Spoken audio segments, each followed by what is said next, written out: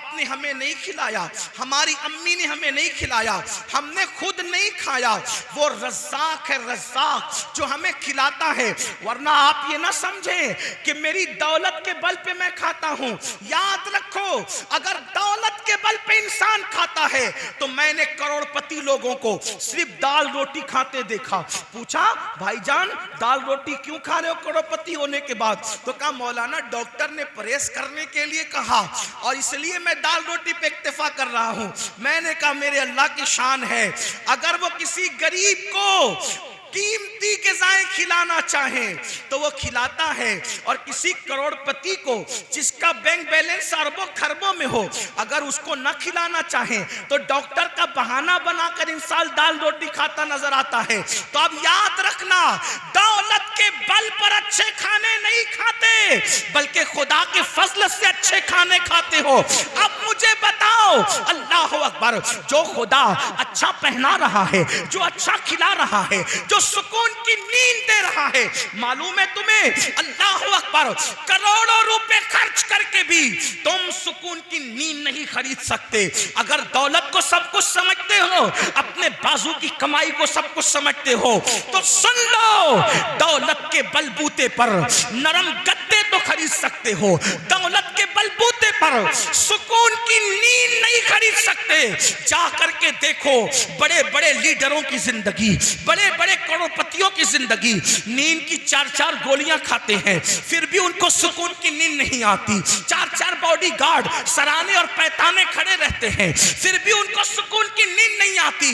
मैं पूछना चाहता हूं, अल्लाह की नेमतों को झुटलाने वालों, फबिअय्यि आलाइ रब्बिकुमा तुकज़्ज़िबान, ऐ जिन्नो इंस, अल्लाह की कौन कौन सी नेमत को झुटलाओगे?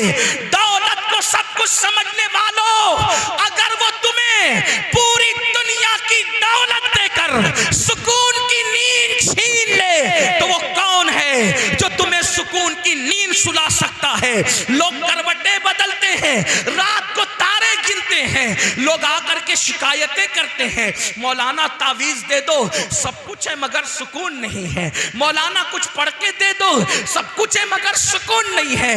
इसीलिए मैं कहता हूं, किसी ने कहा था, सो जाते हैं फुटपाथ पे अखबार बिछा के, सो जाते हैं फुटपाथ पे अखबार बिछा के, मजदूर कभी नींद की गोली नहीं खाते। अल्लाह अकबर। फकीर सोच रहा है, काश मर्सिडीज कारें मेरे पास होती, और अमीर सोच रहा है, ये फुटपाथ पर जितनी सुकून की नींद सो रहा है, काश कैसी सुकून की नींद मेरे पास होती। लेकिन आपसे पूछता हूं, जो इतना खिला रहा है, जो उसने ताकत अता कर रखी है, जो उसने सुकून की नींद अता कर रखी है, उसके लिए वक्त नहीं है, उसके लिए टाइम नहीं है। झूठे और मक्कार दोस्तों को टाइम देने वालों, और खुदा के लिए कहते हो कि नमाज के लिए टाइम नहीं मिलता, इबादत के लिए टाइम नहीं मिलता। अल्लाह अकबर। चुल्लू भर पानी में डूब कर मरने की जरूरत है। अगर कोई एक गिलास पानी दे तो थैंक यू कह के उसका शुक्रिया अदा करते हो, और जिसने वो पानी आसमान से उतारा उसकी इबादत के लिए टाइम नहीं, उसकी इबादत के लिए वक्त नहीं। याद रखना, बहुत दिन तक खुदा किसी को मोहलत नहीं देता। मेरे अल्लाह की शान है, पहले वो बंदों को ढील देता है, अब सुधर जा, अब सुधर जा, अब सुधर जा। जब बंदा नहीं सुधरता तो फिर उसका ऐलान है, इन्ना बत्शा रब्बिका लशदीद, तेरे रब की पकड़ बड़ी सख्त है। जब वो पकड़ करने पर आता है तो फिर फिरौन को दरिया में गर्क कर देता है। आज तक फिरौन को न कब्र मयस्सर है, न कफन मयस्सर है, एक म्यूजियम में नंगा पड़ा हुआ है। अल्लाह कुरान में कहता है, हमने फिरौन की लाश को तुम्हारे लिए इबरत का जरिया बना दिया। अल्लाह अकबर। उसके फरमाने को 1450 साल हो गए, लेकिन फिरौन की लाश आज भी दिख रही है, म्यूजियम के अंदर पड़ी हुई है, और पुकार पुकार के कह रही है, मैंने खुदा की नाफरमानी की, दौलत के बावजूद वजूद, न कफन मिला न कब्र मिली, तुम्हारा क्या अंजाम होगा। इसलिए मेरे भाइयों, मैं आपकी मिन्नत करता हूं खुदा के लिए, अगर आप ये कहें, अगर कोई बंदा मुझसे ये कहता कि मेरे पैर पकड़ या मेरी जूतियों को सर पे रख, मैं नमाज का पाबंद हो जाऊंगा, वल्लाह मैं ये कर गुजरता आपको नमाजी बनाने के लिए। इसलिए कि मैं जानता हूं अल्लाह के रसूल सल्लल्लाहु अलैहि वसल्लम ने फरमाया, जिसने नमाज छोड़ दी अल्लाह उसका सदका कबूल नहीं करेगा, अल्लाह उसकी शहादत कबूल नहीं करेगा। और मेरे आका ने यहां तक फरमाया, जिसने जानबूझ के नमाज छोड़ दी वो मेरे जिम्मे से बाहर है, कयामत के दिन उसके साथ मेरा कोई वादा नहीं है। ये बात आप यूं ही ना समझे, मैं मिसाल के जरिए समझाता हूं, मजीद रिवायतें पेश करके। ये मेरे दिल का दर्द है, वल्लाह मैं कोई खिताब नहीं कर रहा हूं, ना मैं कोई खतीब हूं। ऐ मेरी कौम के जवानों, तुम्हारे खूबसूरत चेहरे देखकर मुझे एहसास होता है, अल्लाह ये खूबसूरत चेहरे जब जहन्नम के अंदर डाले जाएंगे इनका क्या बनेगा, ये नाजुक सा वजूद इनका क्या बनेगा। अल्लाह अल्लाह, मेरे रसूल अलैहिस्सलाम के गुलामों, जानते हो क़यामत का दिन होगा, तवज्जो से सुनना, क़यामत का दिन होगा। एक माँ अपने बेटे से कहेगी मुझे एक नेकी दे, बेटा कहेगा तू कौन है मैं नहीं जानता, और बेटा अपनी माँ से कहेगा अम्मी मुझे एक नेकी दे। उस दिन माँ कहेगी तू कौन है मैं नहीं तुझे जानती, मुझे नहीं पता मैंने किसी को जन्म भी दिया था या नहीं दिया था।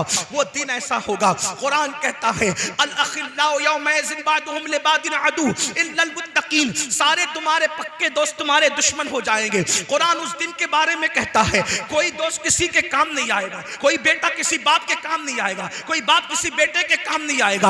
अल्लाह अकबर, जहां रिश्ते खून के टूट जाएंगे, रिश्ते झूठे साबित होंगे, कोई किसी को नेकी देने के लिए तैयार नहीं, बेटा बाप को नहीं, बाप बेटे को नहीं, भाई भाई को नहीं, बहन भाई को नहीं, कोई किसी का नहीं होगा।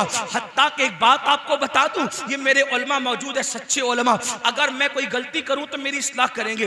हत्ता के भाई बेटा बाप नहीं, अंबियाए किराम भी, तवज्जो करें, अंबियाए किराम भी आदम से लेके ईसा अलैहिस्सलाम तक जब कोई उनके पास मदद के लिए जाएगा वो कहेंगे नफ्सी नफ्सी इज़हबू इला गैरी, जाओ आज हम तुम्हारी कोई मदद नहीं कर सकते।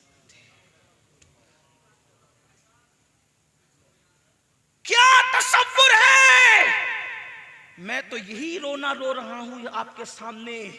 आप ये कहते हो एक बार सुभान अल्लाह कहने से जन्नत मिलेगी, मुझे हैरत है, क्योंकि अल्लाह के रसूल ने फरमाया जिसकी नमाज नहीं उसकी कोई नफली इबादत कबूल नहीं। अल्लाह के रसूल का फरमान है। आप क्या बातें करने बैठ गए, आप कहां हो?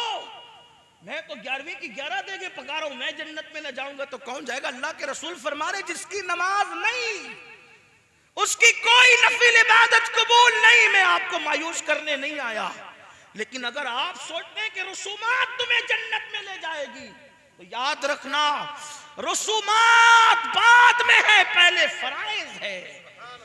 अगर आप फराइज को छोड़ के रसूमात की तरफ है, बड़ी माजरत के साथ ये अर्ज करना चाहता हूं, आप लोग बहुत खुश होकर के ये कहते हैं,